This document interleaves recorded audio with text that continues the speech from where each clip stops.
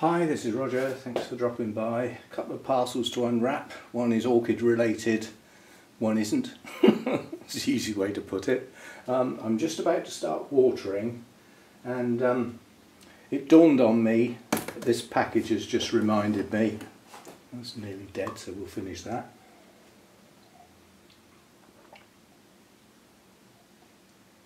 That will need replenishing, but actually let's get this one out of the way because this is non-orchid.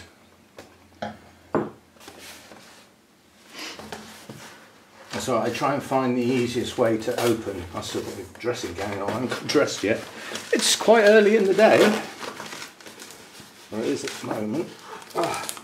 With these type of things I try and open them as carefully as I can, so Hannah can reuse them with her little eBay business that she's got. She's always in need of ways to wrap things up. Right, so this is tech. This is the last piece of kit I need for the fun room. That is a nuisance. You'd think people would have twigged by now, wouldn't you, that people don't want discs with software on, they want a site where they can go and download it. Most laptops haven't got a drive anymore. You know, they just haven't. I mean, I'm lucky because I've got an external drive that I've used to play CDs when I want to just listen to some music because the laptop hasn't got one. So I've got the ability to play that. Well, I don't want to play it. What I want to do is load it so that it runs, look at what's on it, copy that onto the laptop, then install the software. But basically this is it's an external sound card that converts signals. That's all it's for, and it's to enable me to use the theatre sound system. It's a very, very simple device, very simple. You've got a cable here that's a USB cable, so that plugs into a USB socket on the laptop. The funny shaped thing then goes in there. That's the input, yeah, so that takes the input into here, and then coming out here you've got headphones if you want to use them. Well, I wouldn't use this for just headphones, I'd plug the headphones into the laptop obviously, but what this has got is the ability to have that's a stereo jack that will feed 2 speakers. Yeah, so if that's all you had was a stereo output and you only had 2 speakers, you would just use that socket. However, if you want to use 5.1, so in other words a set of 5 speakers, you can plug a stereo jack into there, and that will give you your 2 side or rear speakers, and then you can plug the other one into there, and that will give you your centre of the 3 at the front and your subwoofer. Yeah. And it'll even cater for 7.1, but you have to bear in mind it's an electronic split. It's not true theatre sound because the sound coming out of the laptop is merely stereo. All this does is route it, and the way my theatre sound system works, anything that gets fed to the subwoofer is filtered, all the tops taken off, top and middle taken off, leaving the bass. So that's all that is. That's a gadget for the fun room, which means I can get that last piece of kit set up if I need to use it. It won't get used very often because obviously it makes a noise, whereas headphones don't. But it would be useful if I ever get some music put together. It might be nice to listen to it on speakers, see what it sounds like in the real world rather than just through headphones. Although quite honestly the clarity of sound on headphones nowadays is really good. So how do we get in here then? Strange box. Oh, I see, it's got a front. I tell everybody else to cut away from themselves and then go and not do it myself. Always try and cut away from yourself, then if you do slip, stab yourself in the arm or hand or chest or whatever.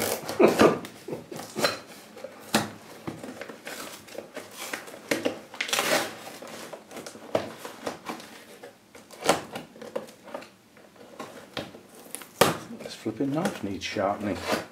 Really struggling with a bit of sellotape here. Right, so this is orchid related, not an orchid.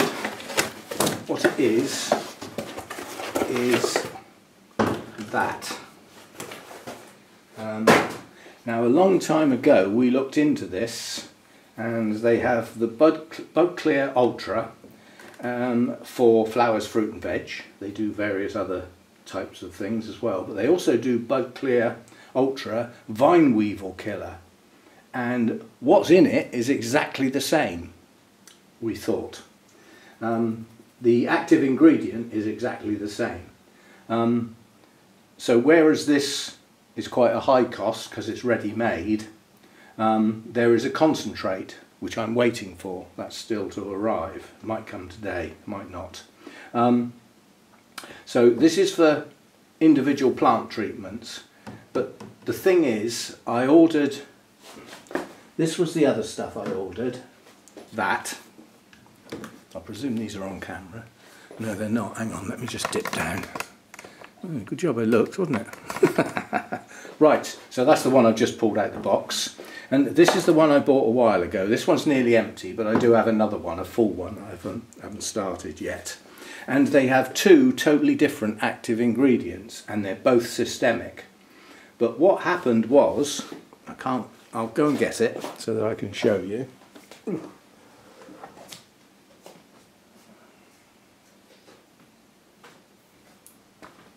What happened was, last time I ordered, I wanted to get two different chemicals so that I could alternate and stop any resistance. So I got that, and I got that. And I must have read that either too quick or not quite right, because when this arrived, it's a contact only. It's not systemic. So yes, that could be used for spot treatments on individual plants. It's not systemic, so you know it's not going to have any long-term effect. It's a sort of now spray, which meant I only had one systemic, which is why I've ordered this.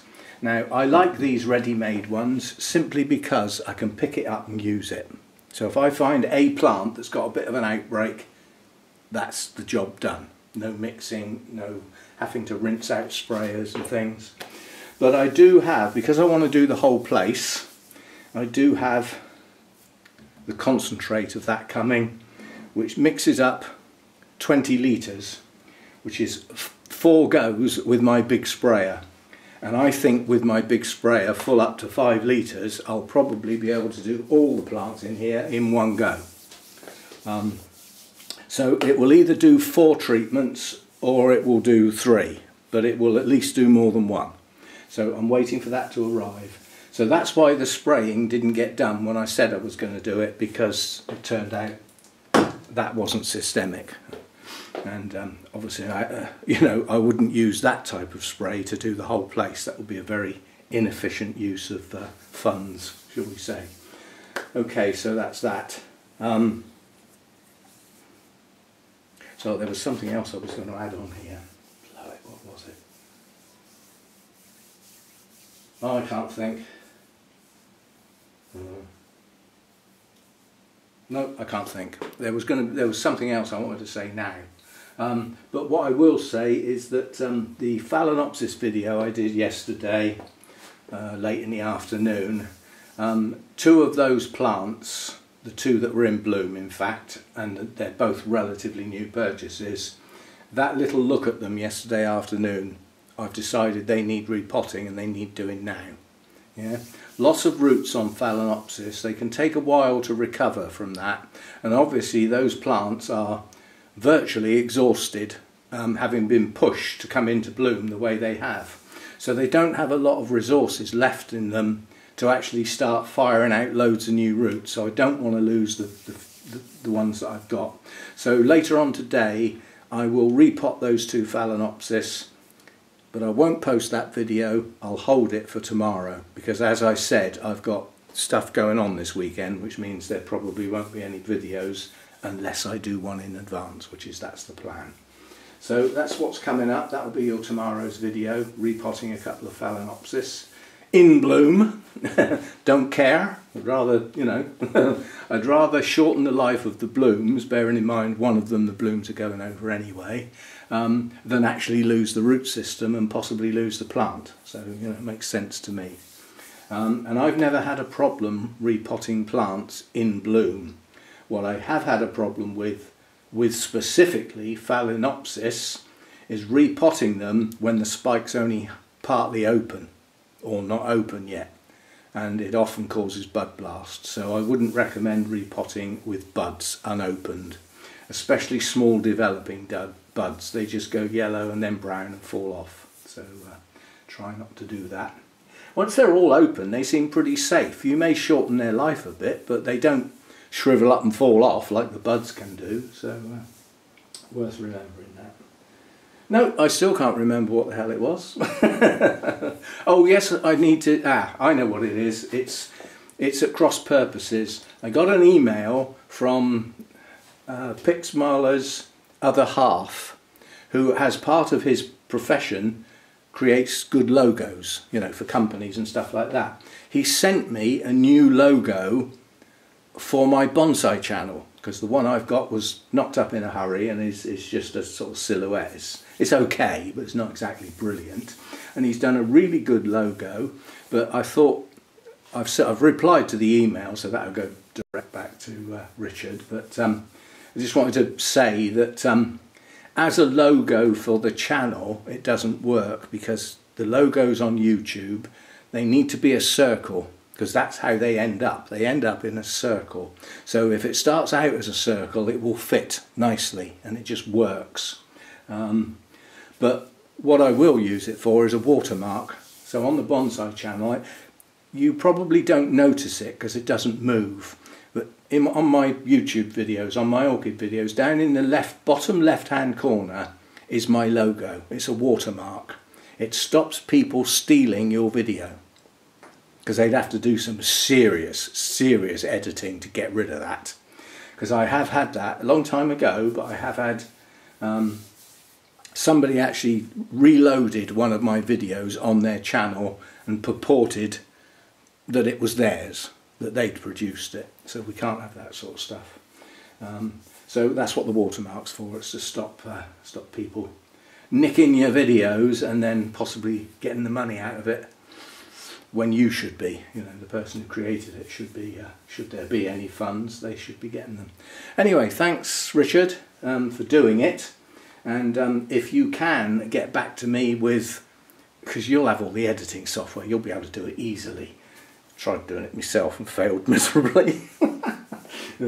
But with the correct software, turning that logo so that it fits inside a circle would probably be quite easy, especially for somebody who knows what they're doing.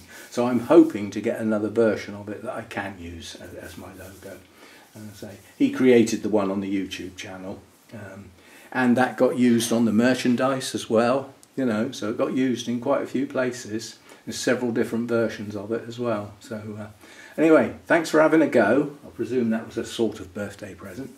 And yeah, if you can have a go at putting it in a circle, it would be greatly appreciated. As I said, if I had that type of software, I would be able to do it, but I haven't. All I've got is a photo editor. And I tried stretching it to sort of, because it's more oval, its boundaries fit inside an oval, and I tried stretching it, and of course it distorts everything and it looked awful, so we gave up on that. Right, that's it, and I will see you next time. Bit on the end is one of these sayings again, and this one I liked quite a lot. You do have to give it a little bit of thought, but it works, it's really good, and it is: my dream job would be the karma delivery service. And another end bit. I've just gone round my mounts with the sprayer, and well, a relatively low feed, 125 parts per million. That's, you know, a low feed, mainly because things aren't growing, if anything, very slowly. But there are some things growing, so they still need some food now and again. And as I went round, I've obviously got winter resting types The two that specifically stopped me dead in my tracks was Jenkinsii, which is still pushing out new growths, and Lindleyi, which has completely finished growing. And then I stopped and thought, these are drier in winter. Yes, the rains go right down to next to nothing, but there's still humidity, there's still mist and fog. You know, this is all acceptable stuff. No controversy yet, or controversy, whichever way you want to say it. It's controversial. You know, I've had my other coffee now, so we're up and running. But stop and think about this. The bit of rain that does happen in that period, the drier in winter period, is falling on stuff that's damp and decaying. You know, we've got deciduous trees with leaves that have fallen and got stuck in branch forks and, you know, all that sort of stuff. And it carries on decaying, and it can do so with the humidity and the moisture that's around. So when it does rain, are those plants getting no food? I think not. I think that when it does rain, they do get fed. And it might even be a bit stronger than the feed they get in the growing season. The difference being they don't get it often, and in the growing season, because it rains very frequently, they get fed every time it rains, and it would probably be weaker because the washing down of the trees, the leaves, the twigs, all that sort of stuff takes place frequently. Whereas in the winter, drier in winter, it doesn't take place frequently. But they would get some food. So as I was spraying, everything got some. It was the drier in winter season. There was some dead leaves and that trapped in the branches and in the forks, and some plants up there had dropped some of their leaves, you know, and it rained and some nutrients got washed down onto the plants. Wash that round your brain cells and come back with what you think. I love rethinking, you know, stuff that's been said in black and white, you know, the ancient scrolls and the runes, been set in stone for many, many, many decades. And I love just stirring it up. If you think about it, that's what K-Light and the concept has done. It's stirred it up and looked at it from a different angle and come up with a different answer. I don't say it's the only answer, but it is different. So have a think about that. Do drier in winter type orchids still get some food when it does rain? Because it doesn't stop raining for 4 months. There's still some rain. Not very often, you know, but there is some. And even the mist and fog, you know, that actually generates moisture on things. You know, have a think. See you next time.